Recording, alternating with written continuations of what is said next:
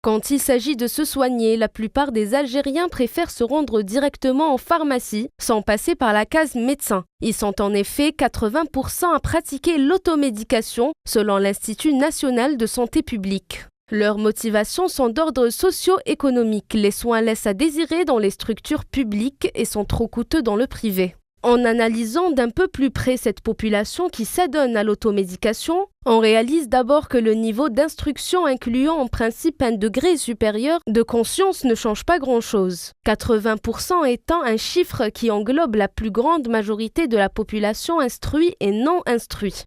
En termes de tranche d'âge, la proportion des personnes qui se soignent seules augmente chez les adultes entre 40 et 79 ans, pour baisser ensuite. Il faut dire qu'il n'est pas compliqué de se procurer des médicaments en Algérie. 65 d'entre eux sont en vente libre, y compris des antibiotiques et des corticoïdes. Seule exception, les neuroleptiques, les psychotropes et les antidépresseurs. Mais ce recours aux médicaments sans prescription n'est pas sans conséquence. Chaque année, 5% des hospitalisations sont dues à l'automédication. Cette pratique peut également introduire le médecin, consulté a posteriori, en erreur sur l'état initial du patient.